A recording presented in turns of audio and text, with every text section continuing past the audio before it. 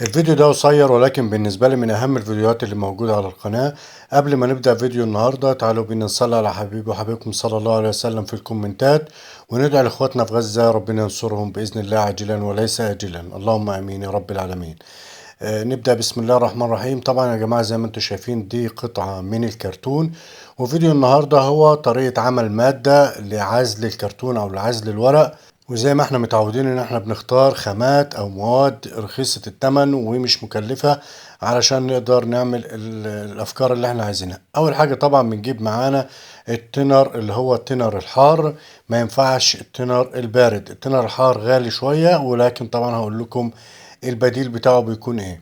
بنبدأ بعد كده نحط عليه الفل الابيض اهوت. بعد ما خلصت بيكون معايا بنفس الشكل ده، بسيبه طبعا حوالي ساعتين علشان يكون بنفس القوام ده. بعد كده بجيب معايا اللي هي قطعة الكرتون او قطعة الورق اللي انا حابب ان انا اعزلها. طيب حضرتك مش هتاخد الشكل اللي انا هعمله ده بالنسبة لك مقياس. انا هنا بعمل زي تيست او بعمل زي اختبار لقطعة من الكرتون. حضرتك بقى تقدر تستخدم المادة دي في عزل الكرتون بحيث ان انت تقدر تستفاد بيها على اي نموذج انت حابب تعمله وتعزله.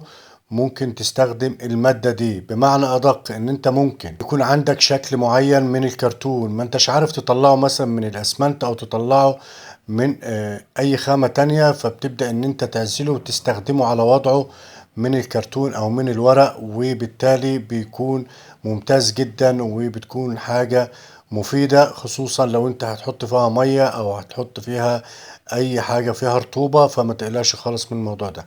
تمام. تمام. طبعا انا هنا بجيب المادة وببدأ ان انا بعزل كم مرة؟ بعزل حوالي 3 مرات، بين كل مرة والتانية حوالي ساعتين او 3، بحيث ان المادة تنشف كويس جدا اهو. طبعا خدوا بالكم وانت بتدهن تكون المادة سايلة زي ما شفتوها، بحيث ان هي ما تلزقش اهوت. وجيت انا في الاخر كبيت شوية في النص وابتديت ان انا امشيهم في الكرتونة من تحت بحيث ان الارضية تكون واخدة طبقة كويسة، وسبتها تنشف براحتها. وبعد كده عملت كمان طبقة عشان يبقى تمام.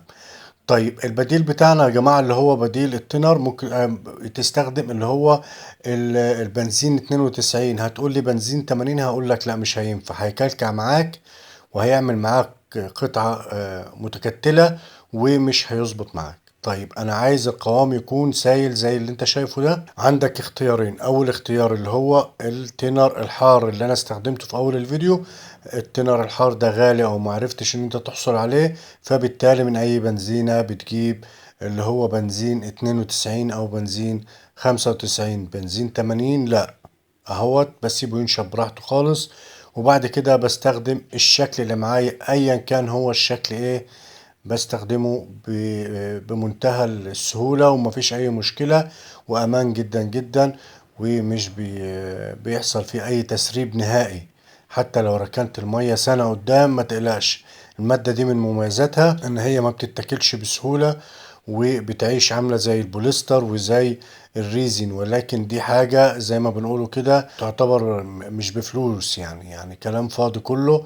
لو جبت لتر بنزين ب15 جنيه هيكفيك تعمل كتير جدا جدا جدا. ان شاء الله بإذن الله معانا افكار مميزة وافكار جديدة. ما تنسوش تتابعوا القناة وتعملوا اشتراك وتصلوا على حبيب وحبكم صلى الله عليه وسلم، وتدعوا لاخواتنا في غزة ان شاء الله ربنا ينصرهم عاجلا وليس آجلا. اللهم امين يا رب العالمين. فكرة ممتازة ان شاء الله تستفادوا. وطبعا انا بشكركم جدا ان انتوا اتفرجتوا على الفيديو حتى الان، والسلام عليكم ورحمة الله وبركاته.